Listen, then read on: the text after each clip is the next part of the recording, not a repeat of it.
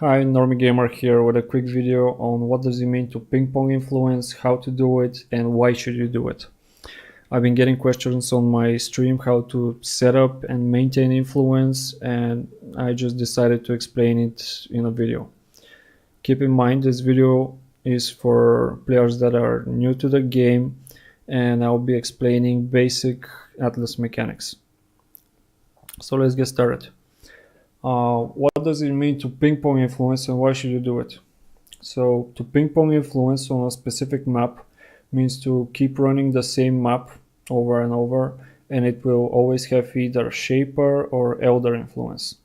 And why should you do it? Well, you'll get lots more monsters, which means more XP, more map drops, which helps for map sustain, and more item and currency drops, including Elder and Shaper bases, which can be valuable. Overall, setting up influence is well worth it, in my opinion, and you should definitely do it if you want to farm maps efficiently. So how to set it up? In this example, I'm going to use Underground Sea. Here it is, as it's a popular map to farm. I'm going to start with a fresh atlas. I just did my Uber Elder, and as you can see, I have no Shaper or Elder influence anywhere on the atlas. So in a few moments, you're going to see a time lapse of my atlas that shows which maps I run and how running a specific map affects my atlas. But before the time lapse, I did say I'm going to explain some basic mechanics. So there are a few ways to manipulate influence. First, if you don't have Elder influence on your atlas and you run any map, the Elder is most likely to spawn on any map of the same or close to the same tier, but it could be on a completely different place on the atlas. For example, here there's no Elder influence. I decide to run Iceberg, and Elder has a pretty good chance to spawn on any tier 3 or close to tier 3 map on the atlas. For example, it could spawn on Cage, or it could also spawn on marshes or burials or raided chambers, or generally a white map. So secondly, if you don't have Elder influence on your atlas and you run a map with Shaper influence, there's a good chance that Elder influence will spawn on the same map. Again, for example, I have Shaper influence on Iceberg. I run Iceberg, and there's a good chance that Elder will spawn on Iceberg, but it's not guaranteed. And third, to remove Elder influence from a map, you simply run that map. And to run a map means to kill the boss, or just to kill more than 50% of the monsters on that map. And lastly, to expand Elder influence, you need to run a Shaper influenced map that is adjacent to an Elder influenced map. For example, let's say I have Elder on Beach, Desert, and Iceberg, and I want to keep moving him to Strand, for example. I keep running some random maps, doesn't matter which maps, until I get Shaper influenced on Strand.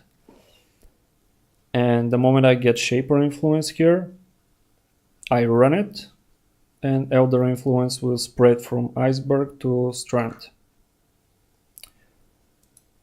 So here's how I set up the influence on my atlas by following those rules. The time lapse should be starting now. Okay, so about 30 maps later, here is the result.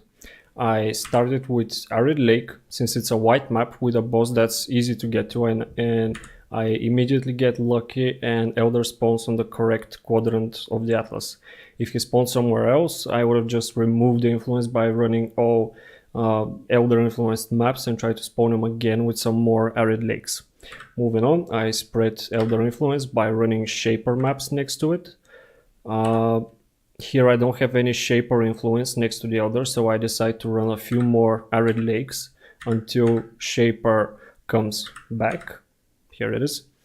Then I continue doing shaper maps next to the elder, and I see here I continue doing maps next to the elder influence, and I see a stronghold spawning on lava chamber.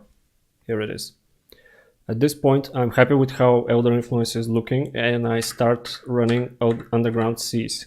You can see how after each map, it alternates between Shaper and Elder Influence. Meanwhile, because the Elder has taken more than 10 maps or so, I'm not 100% sure on that number, feel free to correct me. Shaper Influence starts spawning only next to Elder Influence. Therefore, there's a pretty good chance we get a stronghold, and we got one right here.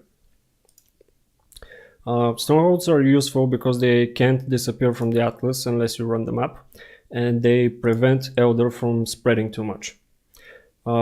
Occasionally, I lose both Elder and Shaper Influence on Underground Sea, and I excuse me, and I run an arid lake so the atlas can update and either Shaper or Elder take control of Underground Sea.